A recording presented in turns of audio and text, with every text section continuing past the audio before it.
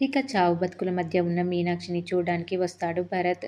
గొంతు కోసి ప్రాణం పోకుండా పసరు పూసినట్టుగా మీనాక్షి దుస్థితికి కారణమైన పల్లవి ఆమెకి బ్లడ్ ఇవ్వడానికి హాస్పిటల్కి వస్తుంది. మా సిస్టర్ది ఓ నెగిటివ్, తను బ్లడ్ డొనేట్ చేయడానికి వస్తుందని చెప్తాడు భరత్. అంతలోనే వస్తుంది పల్లవి. రండి రండి అంటూ లోపలికి తీసుకుని వెళ్తుంది డాక్టర్. వెళ్తూ వెళ్తూ అవని వైపు కోపంగా చూస్తుంది పల్లవి. అయితే పల్లవి బ్లడ్ డొనేట్ చేయడానికి ముందుకు రావడంతో ఆనందపడతాడు కమల్. ఇక రక్తదానం చేసి మీనాక్షి ప్రాణాలను నిలబెట్టిన పల్లవిని చూసి ఎమోషనల్ అవుతూ ఉంటుంది పవని. థ్యాంక్స్ పల్లవి, సమయానికొచ్చి సాయం చేశావని అంటుంది. ఇక కమల్ పల్లవితో బ్లడ్ డొనేట్ చేశావు కదా, రా కూర్చో, నీరసంగా ఉందా అంటూ తెగ ప్రేమ కురిపించేస్తూ ఉంటాడు కమల్. ఇప్పుడే వస్తా ఉండు అని వెళ్ళి జ్యూస్ తీసుకొని వస్తాడు కమల్. ఇక పల్లవి బ్లడ్ డొనేట్ చేయడంతో మీనాక్షి సర్జరీ కంప్లీట్ అవుతుంది.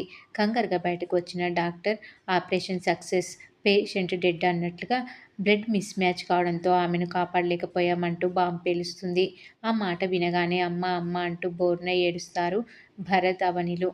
కానీ పల్లవి మాత్రం చచ్చిందా అన్నట్టుగా ఎక్స్ప్రెషన్స్ ఇస్తూ ఉంటుంది. మీనాక్షి మీనాక్షి అంటూ గుండెలు బాదుకొని ఏడుస్తూ ఉంటాడు చక్రధర్. అటు పల్లవి క్రూరంగా తనలో తను నవ్వుకుంటూ, నేను ఇచ్చిన ఓ నెగిటివ్ బ్లడ్ కాకుండా ఓ పాజిటివ్ బ్లడ్ మీ అమ్మకి ఎక్కించేటట్టు చేశాను అంటూ బ్లడ్ పాకెట్స్ మార్చేసిన విషయం గుర్తు చేసుకుంటూ ఉంటుంది పల్లవి.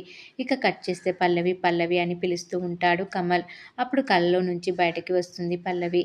ఇది కళ, అయినా జరిగేది ఇదే కదా అని అనుకుంటూ ఉంటుంది పల్లవి. కానీ పల్లవి అనుకున్న దానికి రివర్స్ అవుతుంది. డాక్టర్ వచ్చి ఆపరేషన్ సక్సెస్, పేషెంట్కి ప్రమాదం ఏం లేదు అని అంటుంది.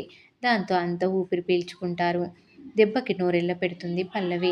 ఇక పల్లవి బ్లడ్ ఇవ్వడం వల్లే మీనాక్షి బతికిందని నమ్మిన చక్రధర్, మీనాక్షికి ప్రాణాలు పోశావు, బ్లడ్ డొనేట్ చేసి నీలో కూడా మంచితనం ఉందని చూపించావని అంటాడు చక్రధర్. ఇక భరత్ అందుకొని, పల్లవి సిస్టర్ మంచితనాన్ని అర్థం చేసుకోకుండా అపార్థం చేసుకున్నారు, తను ఎంత మంచిదో ఇప్పటికైనా అర్థమైందా అని అంటాడు భరత్.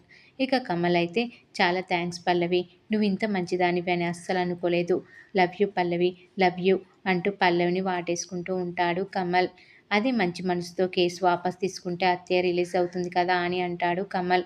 అవును పల్లవి, నువ్వు ఈ కేసు వాపస్ తీసుకుంటే బాగుంటుంది, ఆమెకు మరో జీతాన్ని ఇచ్చిన దానివి అవుతావని అంటాడు అక్షయ్ చక్రధర్లు.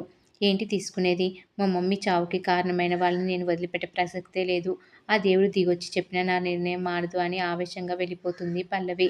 ఇక బయటకు వచ్చిన తర్వాత మీనాక్షి బతకకూడదే, ఎలా బతికింది అంటూ జుట్టు పీక్కుంటుంది పల్లవి. అప్పుడు ఎంట్రీ ఇస్తుంది అవని. ఇక పల్లవిని లాగిపెట్టి కొడుతుంది అవని.